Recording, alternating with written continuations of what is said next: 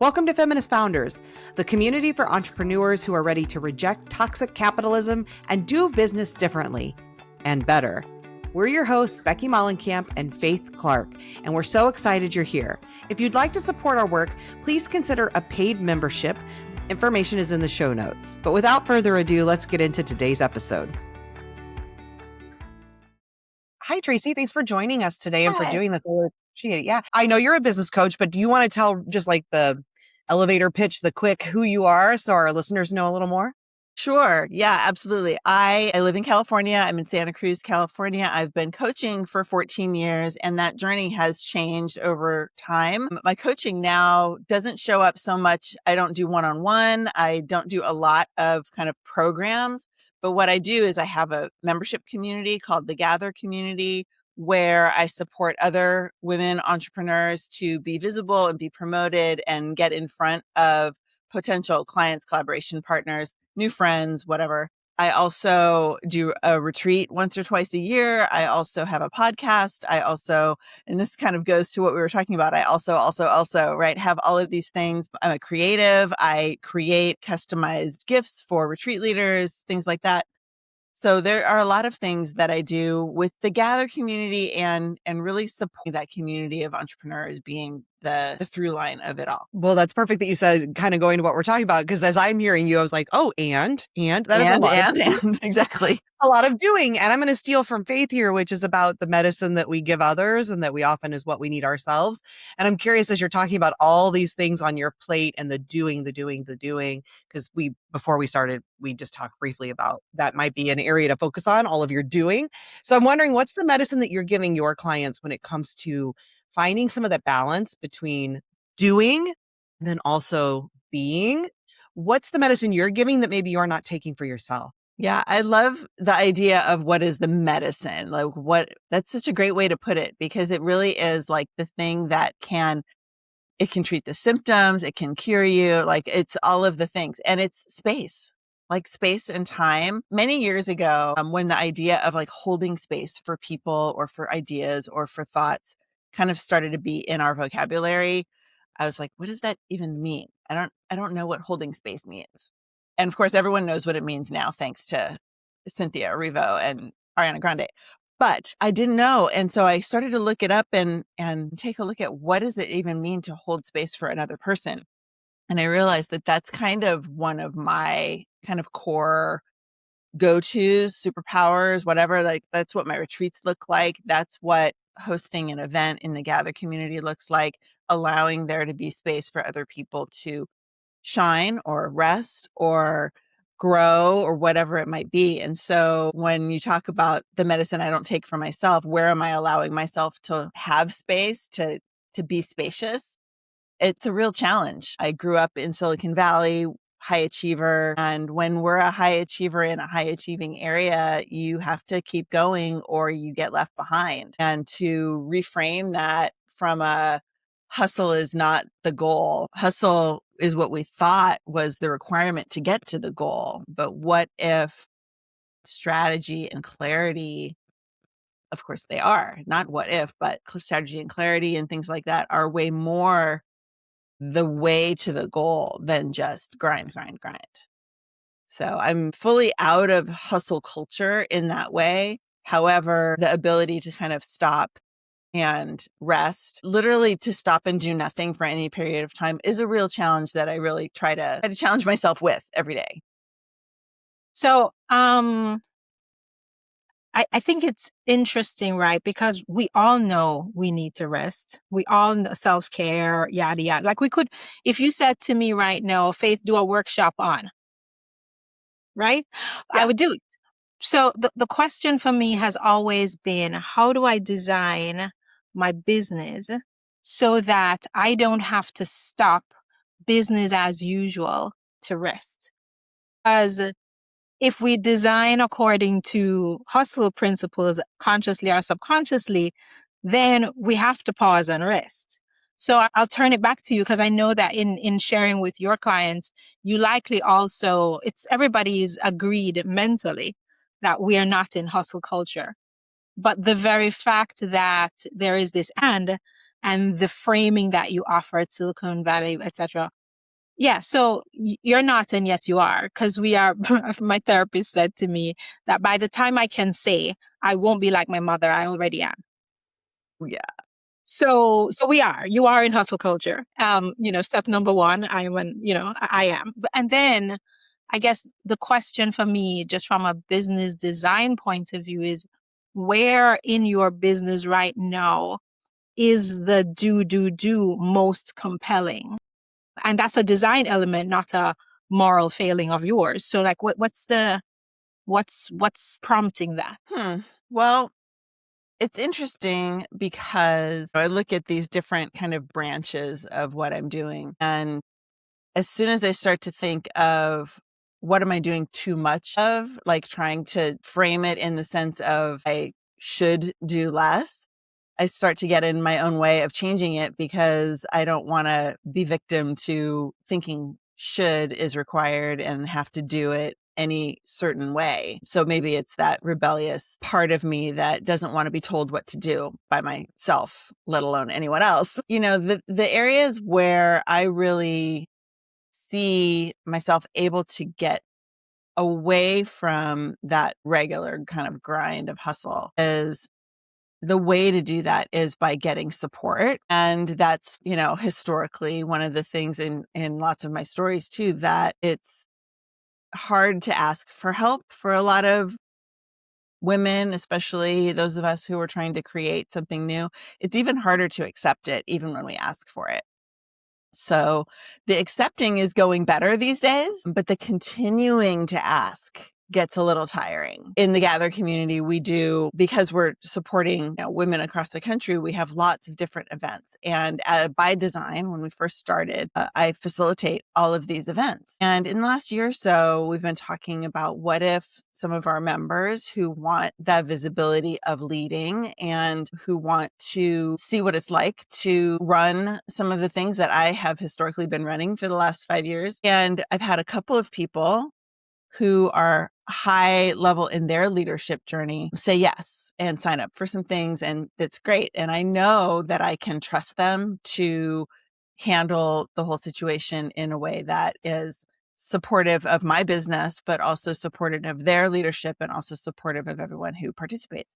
However, getting other people than these couple of key people to say yes to that has been a challenge. And so I have to keep asking, like, don't you want to, like, that's not really how I frame it, but in my mind, it's the continually needing to ask for support and not getting it is starting to kind of wear on the desire to ask for support. And I think that that's probably a place where the allowing myself some space is becoming a challenge.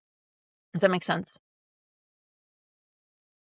That definitely makes sense. And the picture that popped into my mind, just a little about my own background. I have an adult son with autism, and the persistent need to advocate is always an indication of my non-belonging, because when you belong in space, your needs, the meeting of your needs are part of the space. And so if I'm tossing this back to you, I think about if you were in a wheelchair and you were constantly asking for help to go up and down the stairs, then that's a system issue. And what needs to be built is a wheelchair ramp.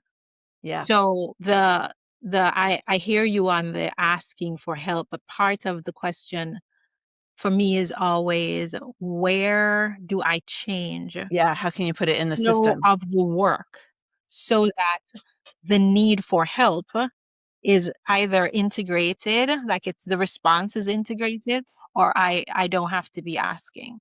Yeah, I love that. And it is something that we've been talking about baking into like onboarding and things like that. And so that's part of, a process that is pending. But that's great. Thank you for that reminder. And that was a really good analogy as well. Wow. Yeah. Yeah, I love the that. Thank analogy you. because I was thinking a similar thing, which is my mind went to strategy, which is a similar, like, there's Yeah. a system failure Bake it here. in there somewhere. Yeah, but I loved your analogy, Faith, because it really helps to put that into a way that makes it feel, again, it's that I think when we think of it as a strategy problem, like it still feels like this is a me problem. I haven't solved it. Whereas the way you're framing it, Faith, it's a systems problem that's outside of you. Right. And then because I think you were talking about your shoulds and those still feeling like there's this internal fight, like it's a me problem in a way. And that when that comes up, you feel resistance. And so I wonder how you can externalize some of these things so that you can help stop some of that resistance that's coming up. When you hear what Faith was saying, and I know you said you already have some things in the works, but are there things that come to mind as far as how to change the systems and how to make this outside of you versus it feeling like it's a personal feeling? I mean, there are systems that like my team and I have talked about implementing. Some of that is like I said, in an onboarding situation, but the folks who are existing are not going to be onboarded again. So that's part of kind of a disconnect. I think the other piece maybe is to get support in the asking, I guess, like instead of myself taking care of the outreach, tasking someone else with taking care of the outreach for the asking part. I don't know. I think I'm going to have to figure out how that can work. Part of my hesitation is that we're talking about my clients.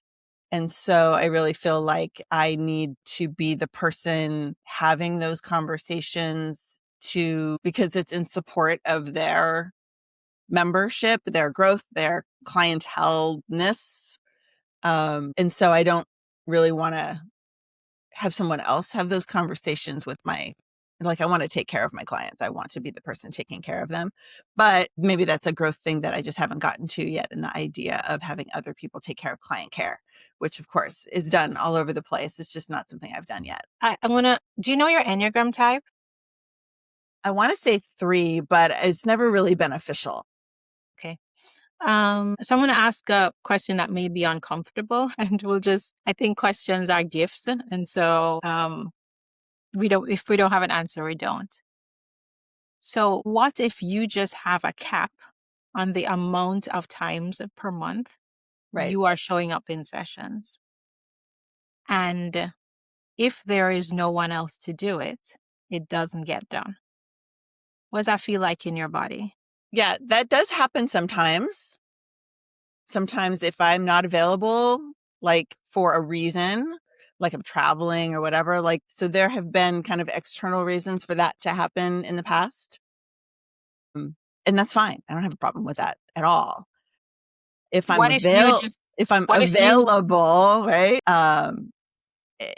So I think in theory it's fine. I hesitate mostly because what we're talking about is events that are a promise to a client agreement. And if they don't happen, I feel like I am going back on an agreement that I made with those clients to have these events for them based on the promise that they signed up for. So that's, I think, why I feel like it's a longer term game. Like I have to figure out how long term to get this figured out, as opposed to, I don't have capacity for this. I can't do this now because I've promised my clients who pay me money that I would do it.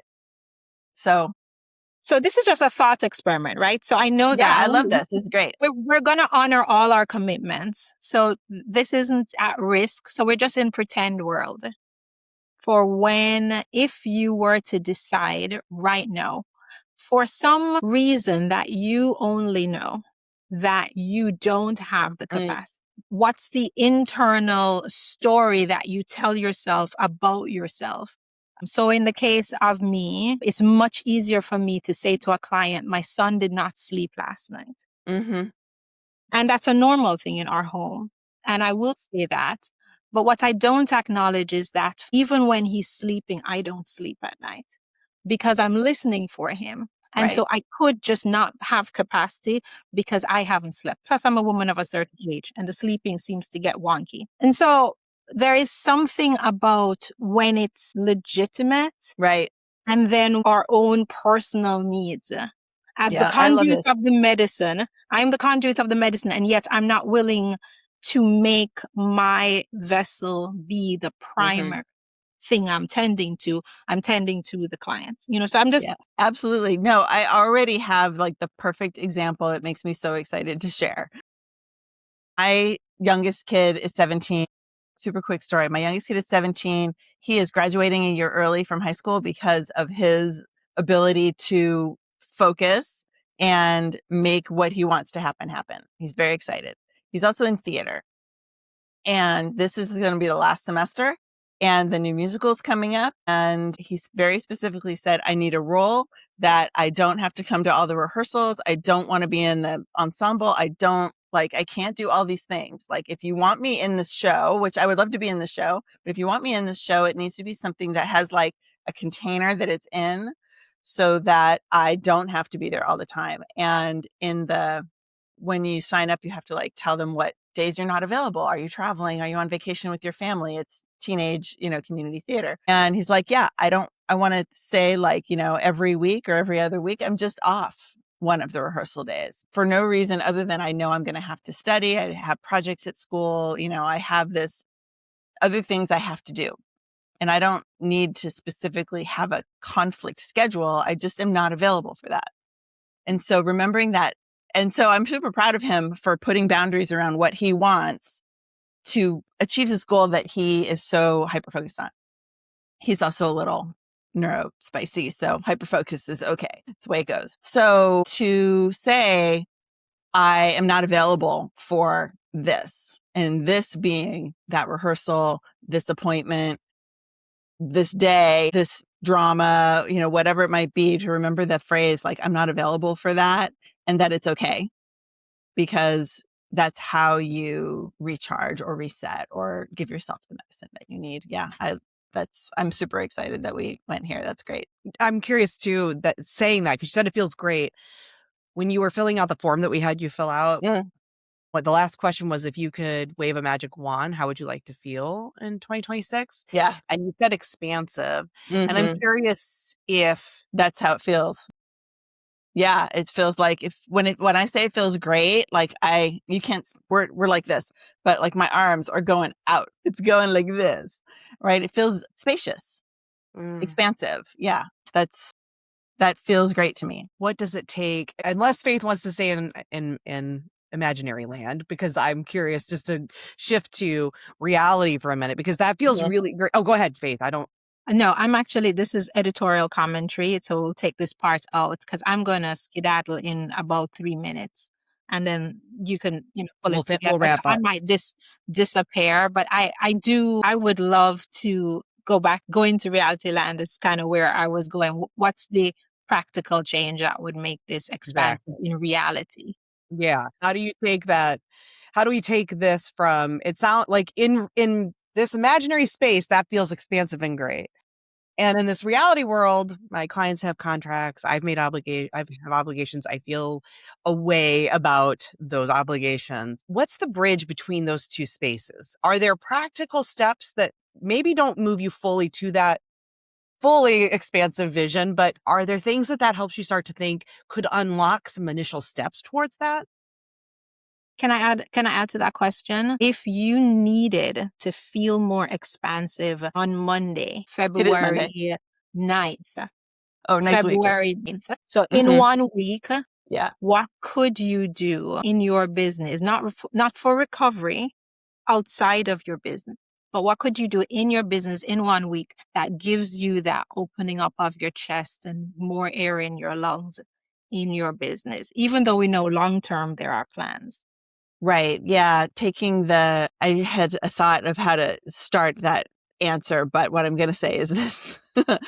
For me, it starts by looking at the calendar, seeing what's on the books, seeing what's already planned, and seeing what could change. And it might not be, immediately I'm no longer going to do this, that, or the other, but starting somewhere, which means starting today. Look at the calendar. What's up for this week? Are there things like, did I fit things in because I had room, or is having room the goal? And if expansion and spaciousness is the feeling, then having room is probably the goal. And being able to look at my calendar and see all of this openness will will definitely cause me to be like, wait, why is this empty? What am I not doing? So it's definitely going to be a work in progress for a period of time, because if we're talking about 57 years of conditioning, it's not going to happen overnight, but it can start right away with looking at the calendar and seeing where things can change. And with the idea of looking for support for specific events in the business, starting with what's coming up immediately, like those immediate needs, and figuring out where I can start and starting. And I think that's, the kind of medicine that I would give to my clients is, where can you start? And start. Exactly. I think it's hard when we are in that. I think being in the imaginary land, as you know, with clients is really important, right? If we can't even imagine a better world, then there's no steps that are ever going to get us there, because we don't even know where that is, right? Yeah. That's an important step. However, sometimes when we're in that space, it feels too big, too overwhelming, too impossible. And so I love that idea of like, what are those steps? And I just want to honor too, because in this forum, when we had you check certain boxes, one of them that you checked was, and this was the one that you said, I think felt most resonant, which is, I am rebuilding my capacity so that my leadership flows from restoration, not exhaustion. And I just want to point out that key word there, which is rebuilding. It is not that you have rebuilt your capacity or I have capacity that, right? It is a process. And so I think that remembering and reclamation of a process, and it's hard, we help our clients all the time with this, and it's so much harder to do for ourselves, where you can see a client getting frustrated because they aren't there yet. And it's like, and I think if you even are remotely a type 3 Enneagram, those are the achievers. We want to accomplish, we want a gold star, we want to check it off. And so remembering that, no, this is a process, this takes time, right? And then I think it's about, how do you get that capacity for yourself as you take the time to get there? Well, and it's so funny too, Becky. I will say that, the most recent thing that I did add to my business is, and I rationalize it sometimes for myself in that it's very creative. So it gives me that like creative outlet that I miss, because I never make time to have a creative outlet. So of course I couldn't just be creative. I had to add it to the business instead of just allowing it to be time spent. Like you were saying, I intellectually understand this, and I'm still there.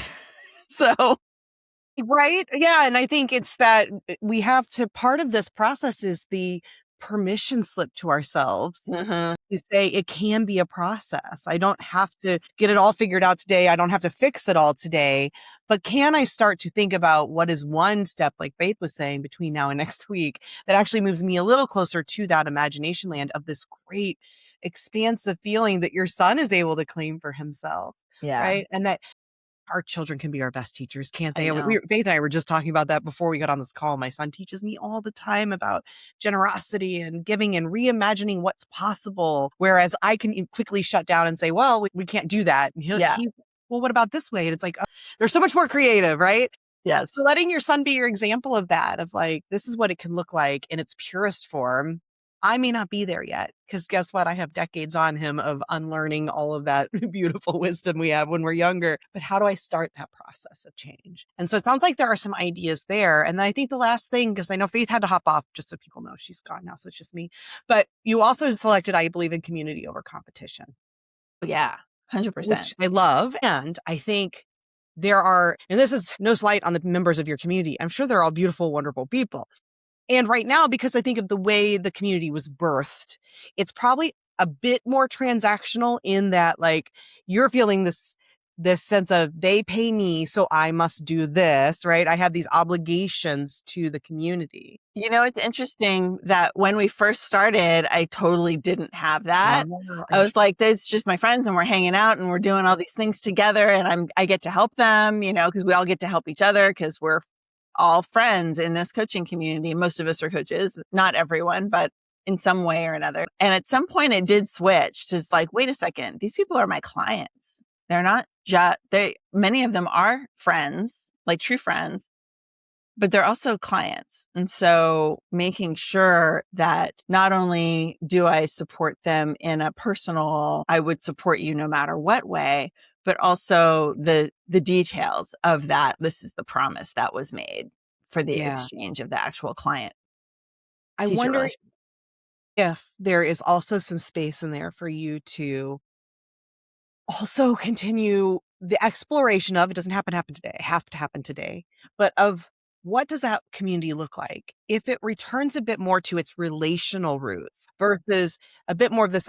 And again, it's not transactional in that you are using each, I don't mean it in that icky way we often think, but there is a bit more of, and it sounds like, I wonder how much of it's on your end versus theirs, right? So that's what I'd love for you to explore. How That's much of that interesting. is you feeling like, oh, they expect a transaction. Like, we have created this transactional relationship. They expect X from me because they're giving me Y. Well, they're Versus, definitely very generous. Like I right. don't feel from any Mm, of those members of our community that there's an expectation that I have to be on 100% or be perfect or, never make a yeah. mistake or any of that. So that definitely doesn't exist. So, you're right about that. I have put myself in a position of feeling responsible, Yeah. and I am responsible. It's my thing. But I also am very conscious of the lack of need for perfection, Hmm. that if something happens and things have to change and I'm not available or whatever, like I said before, if something happens and there's a justifiable reason, that's super Right. easy and there's never a concern. It's more about looking Faith was at the saying bigger picture. legitimate, quote Right. unquote, legitimate reason. Right. Right. And I think the exploration then is there some spaciousness in there for you to allow yourself? Because I think that there's a story here, a little bit of a Yeah. story you have, right? Because you believe that they're generous. You believe they're giving. You believe that they probably don't have these expectations on you. And yet there's something that happened, a shift that happened when maybe more money got involved or something, right? Where now it's like, oh, and I have these obligations, this responsibility. I have to show up this certain way, where I wonder how much of that is your story Yeah. versus their story about that. And Yeah. is there some Yeah. spaciousness in there for you to maybe allow some softening of that? A Yeah. little softening around these expectations. Yeah, I don't know exactly what that looks like yet, but that's Yeah. definitely the next adventure. We don't need I the love it. answers, right? Because again, you're rebuilding capacity, you are learning, you're growing. So it's more of, can you take that? Somebody once invited me into like the scientist's mind. Can I just use a scientist's mind here to like, what are possibilities? What could, like, scientists are really good about testing theories and they don't Yeah, know the answer, right? They're just like, I just want to test and tinker and see what happens. They're excited about the possibility.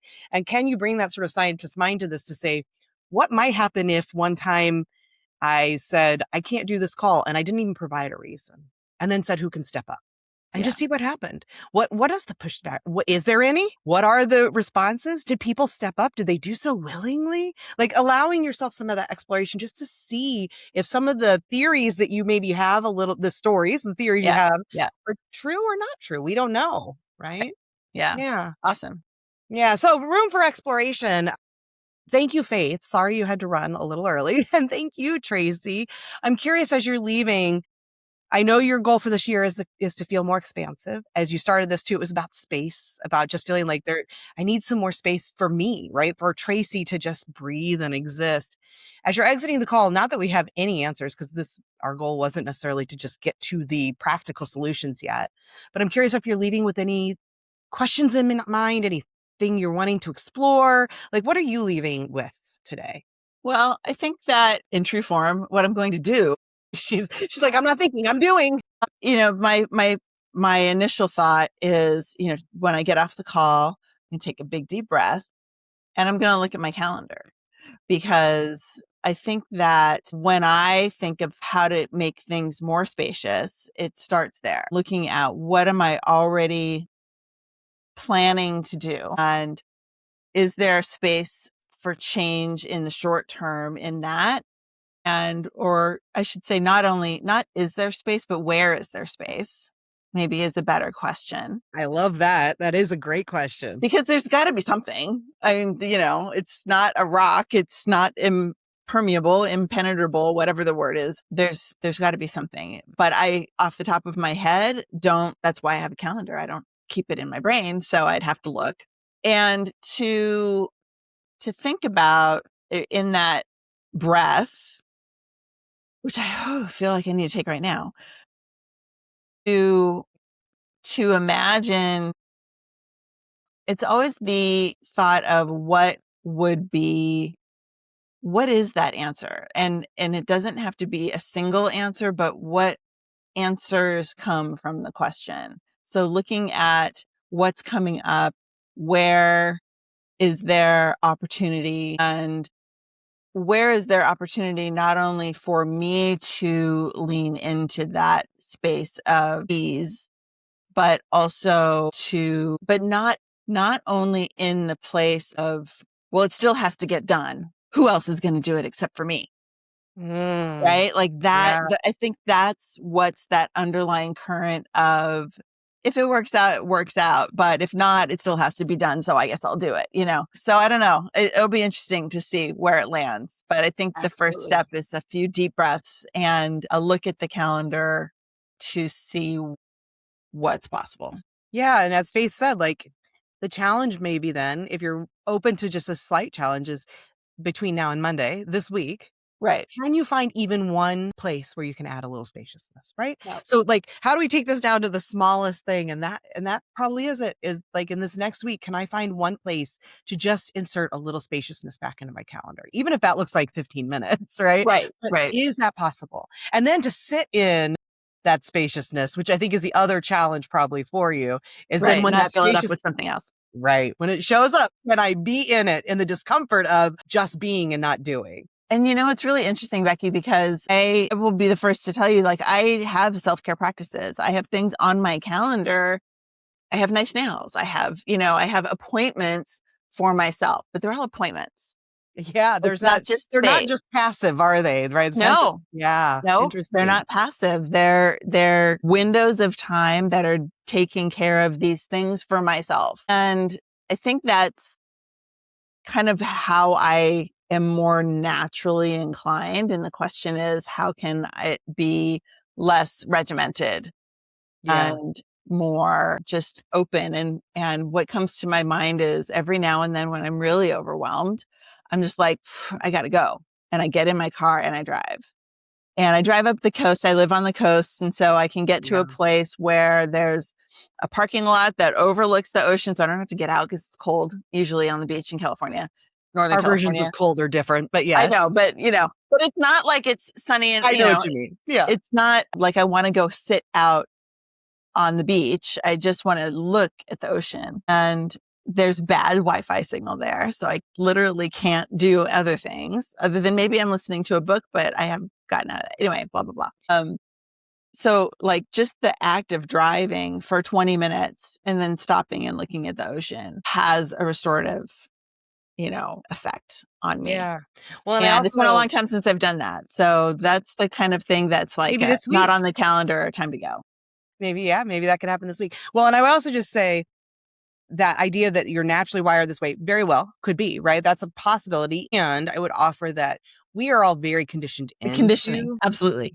in American culture in particular, we are very conditioned into doing and going. And that is still like, we can, like Faith said earlier, we can sort of intellectually check out of hustle culture and it still exists in our bones. Like we Yeah. are so wired into it. I got a shirt made once that said, I'm a human being, not a human doing.